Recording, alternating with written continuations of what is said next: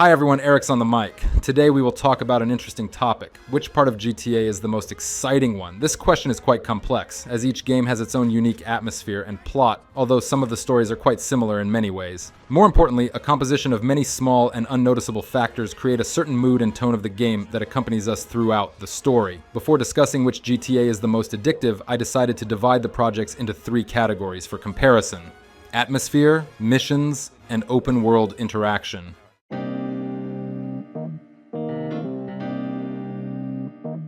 It's really hard to disagree that probably the most gloomy and depressing game of the entire GTA series is GTA 4. Gray image filter, harsh weather, and unfriendly city. All these elements together create a very gloomy tone of the narrative that accompanies us throughout the whole game. The second place in terms of gloominess goes to GTA 3, where the atmosphere is quite similar to the previous game we talked about. Just like in GTA 4, this game has a harsh city, cold, and dark weather.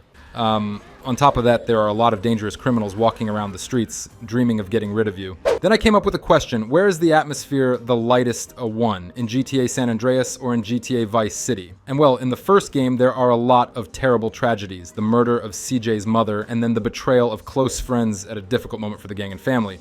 On top of that, your hometown is full of drug addicts and dealers, and next to you is a false accusation of killing an innocent cop.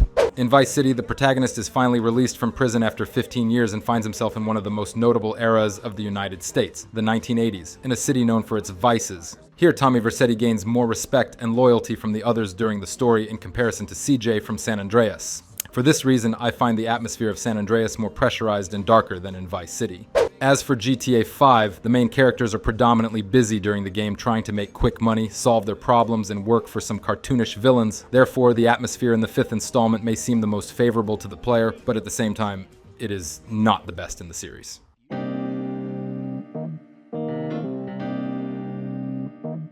Now, it's worth discussing how entertaining the various missions in the GTA games can be. Let's start with GTA 4, which ranks at the bottom of the list. Despite good reviews about the dramatic plot, the game loses momentum after the first half. Instead of continuing the story of mafia intrigue and problems in Roman and Nico's relationship, the protagonist starts doing odd jobs for some quite weird characters. This leads to the fact that many interesting missions do not remain in the memory of players. Although there are some great ones in this game, the most memorable one is surely a bank robbery with an exciting shootout and a kidnapping of a mafia boss' daughter, as well as Hitman-style missions where you have to eliminate targets after receiving a phone call. So, why are there a lot of quite bad missions? It seems that Rockstar faced a creative crisis when creating the game. A quarter of the game is a series of monotonous shootouts with simple enemies, and the whole second half is traveling from one point to another. Because of this monotony, many players started using cabs to get around quickly around the end of the game. Surely a lot of dialogues were added to the game that happened during the trips, although many people didn't appreciate this approach of the developer. Still, some shootouts and driving missions were a real pleasure. In general, if the game designers responsible for creating missions had made them a little more diverse, there would be no problems at all.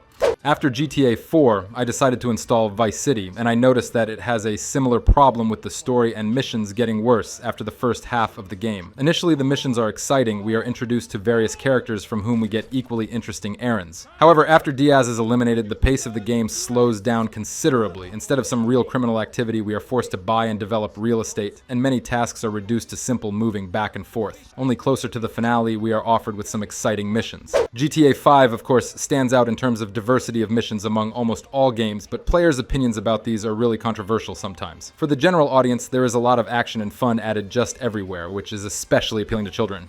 There are 3 characters in the game with whom you can perform different unusual actions during the missions, and someone will probably tell me that this thing makes GTA 5 missions awesome. Despite this possibility, everything here is tied to scripts, and complete freedom of action with unpredictable outcomes is unlikely to be seen there. Also, the repeatability of some mission elements, just like in GTA 4, is quite noticeable here. If it weren't for the heavily scripted missions, the game would rank higher in this category.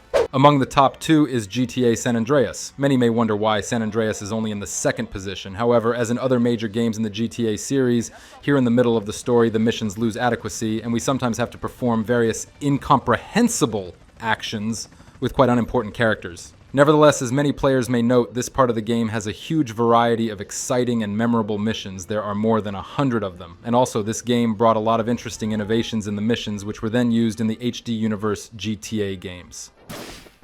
One of the most exciting games in terms of missions is GTA 3. In this game, we are immersed in a whirlwind of events that maintain a high level of craziness throughout the game and offer a variety of missions. Thanks to the excellent game design, a design of the map, and challenging moments as well as other features, you acquire exactly the kind of gaming skills through the story that will allow you to defeat the final villain. The plot of the game is quite simple, but for a project like this we don't need a unique story as everything is kept on gameplay and game mechanics.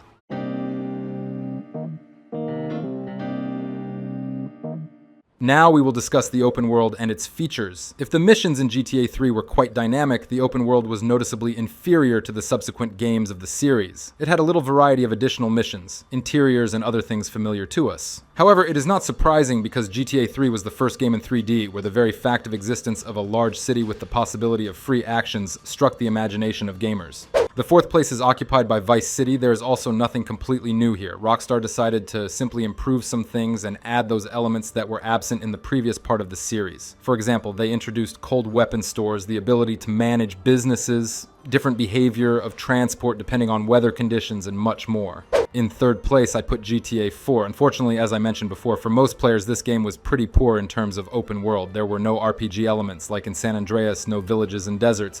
You get the picture. What was offered in return, such as internet, phone, and such, turned out to be unnecessary for many players. However, there are quite many people who find this game fun due to the environment, shooting, sounds made with love, as well as the realistic physics of the characters. For the first time, you could drive a car and enjoy crushing random passers-by. Thanks to details like this, gamers spent hundreds of hours in Liberty City fighting cops and engaging in shootouts. Those who played the multiplayer mode of GTA 4 will understand me, because once it was really cool to make chaos together with friends. In second place is the legendary GTA San Andreas. The development of this game was accompanied by difficulties. It was required in the shortest possible time to create a project capable of striking the imagination of all gamers. A particularly difficult task was to adapt the new GTA for the outdated platform, PlayStation 2. In the end, as many noted, we got a kind of analog of The Sims with incredible possibilities, crazy new game elements, and an obscenely huge map. For a lot of players, this game became truly the most favorite one, and only a small part of them disliked it. Well, the first place goes to GTA 5. It is often called an improved and expanded version of San Andreas. It not only brought back almost all the features that were in GTA San Andreas, but also added more chaos with unexpected missions, rural landscapes, and animal life. This created a world variety that you almost never see in other projects. Players spent hundreds of hours trying to uncover its secrets, just like in San Andreas. Exploring the map in general, I think you are already aware of all this.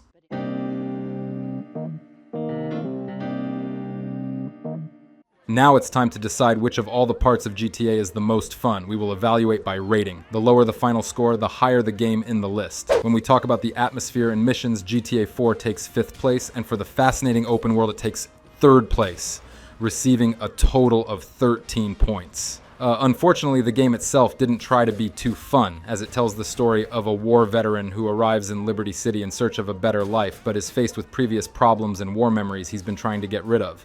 In such a setting, it's hard to talk about funny jokes and amusement. However, if you abstract from this, you can immerse yourself in the elaborate open world and enjoy details that are not found in other parts of GTA. In any case, there is always its own edition, Mini San Andreas, in the form of GTA 4 episodes from Liberty City. The situation with GTA 3 and Vice City is quite interesting. Both games got 10 points each. Now the choice is yours. If you prefer a simple but dynamic story full of recklessness, you will go with GTA 3. And if you want the same GTA 3 but with some 80s atmosphere and improved game world, you should choose Vice City.